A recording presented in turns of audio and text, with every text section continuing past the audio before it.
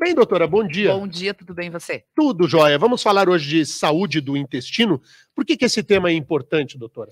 Então, cada vez mais a gente está notando a importância e a conexão do intestino na nossa saúde como um todo, em várias áreas, tanto na imunidade, quanto na saúde física, saúde mental, né? Então, hoje, inclusive, tem estudos que mostram e comparam, né, o intestino como um segundo cérebro, de tantas substâncias que ele produz ali, e que são importantes para a nossa vida emocional, nossa vida mental. Por exemplo, uma coisa que poucas pessoas sabem, o nosso transmissor de felicidade, que é a serotonina, né, que muitas vezes, quando a pessoa está ansiosa ou com depressão, falta de energia, pode ser indicado um antidepressivo para estimular a serotonina no cérebro. Hoje sabe-se que 90% dela é produzida no intestino. Gente, e não no cérebro. Então, aquela pessoa que tem com sintomas, tá comendo demais, ou tá se sentindo ansiosa, se sentindo depressiva, vai lá e toma um antidepressivo. Mas se ela não corrigir o intestino dela,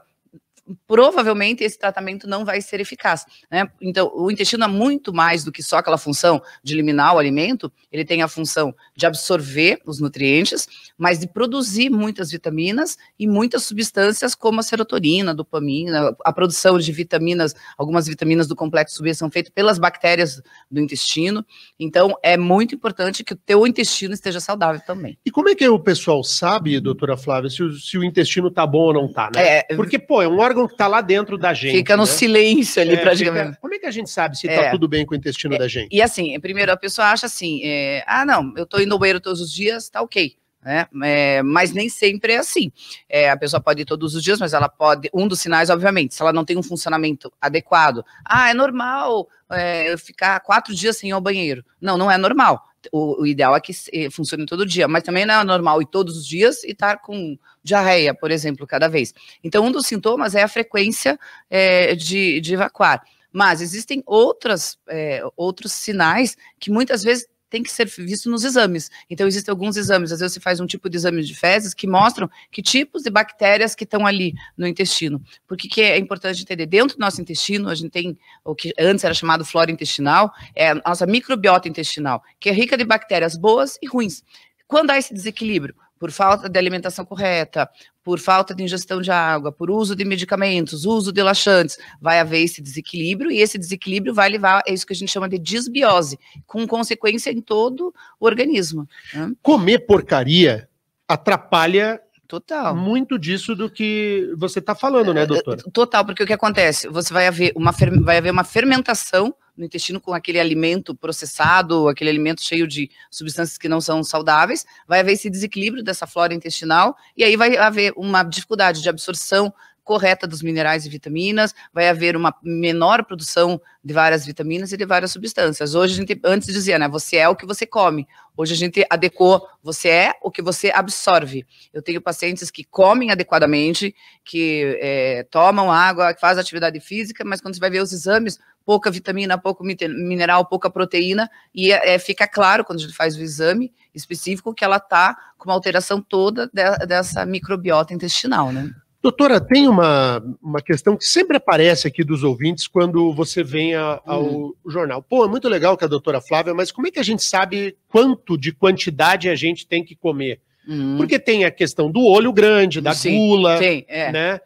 Assim, qual que é a quantidade de alimento que tem que colocar para dentro? Assim, independentemente de ser alimento saudável ou não, né? Qual é a hora do limite? Como que é certo isso? Isso é um pouco complicado porque tem aquela coisa da fome emocional, mas digamos, a gente tem que considerar que numa alimentação como almoço, jantar, é um prato, né? É um prato com uma porção pequena, médio de arroz e feijão, de carne, de salada. Não é aquela coisa que, nossa, eu vou comer mais um pouquinho porque eu tô bem. Ou não é normal que a pessoa fique beliscando o dia inteiro. Tome o café da manhã, daí come a manhã inteira, daí depois do almoço já queira comer um monte de doce. Tudo que há, às vezes, uma fome específica. Eu tô com fome de doce, tô com fome de salgadinho. Geralmente não é fome. E observar muito a quantidade, né? Porque não é normal que a pessoa, digamos, se sinta empanturrada depois de comer, que ela vai comer 2 pratos correndo e fique com a barriga inchada, fique com gases, fique com dificuldade, né, e com refluxo. Então isso é assim, comer de uma maneira que você pensa, é um prato normal e isso me satisfaz. E que não fique com aquela sensação de fome imediata e observar. Não, passo com fome o dia inteiro. Ah, mas a fome é específica. Não, se fosse uma salada, uma carne, eu não queria. Eu queria um doce, queria um chocolate, né? Eu queria um sorvete. Vontade de comer uma coisinha. Exato, isso é muito, isso é muito comum. E às vezes a pessoa fica com essa vontade, assim, no trabalho, aquela gaveta cheia de coisinhas, né? De M&M, de balinha de goma, e aí ela acaba, desregulando a alimentação, porque ela passa, digamos, amanhã ou a tarde inteira comendo as coisinhas, e na hora de se alimentar a comida de verdade, ela nem tem fome. E aí o intestino acaba acostumando com o Sim. comportamento da pessoa de ficar comendo dessa forma. Exato. E as nossas bactérias intestinais ficam desequilibradas, né? Nós temos mais de 1 trilhão de bichinhos dentro do nosso intestino, né? Que é praticamente assim, a gente tem mais bactérias no intestino do que o número de células que a gente tem. E as pessoas pouco valorizam ainda isso. Muitas doenças são tratadas melhorando a flora intestinal, essa microbiota, com probióticos, com prebióticos, com fibras, ao invés de ficar tomando tanta medicação, né? Agora veja como isso é importante, né?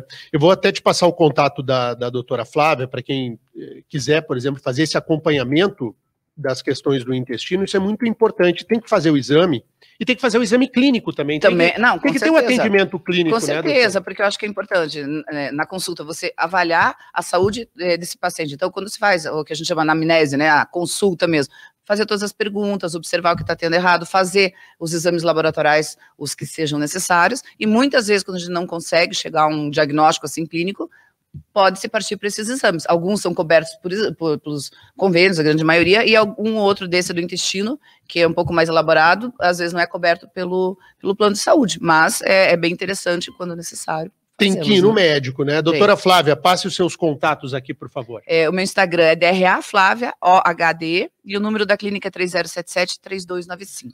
É DRA Flávia OHDE, para você achar a doutora Flávia no Instagram.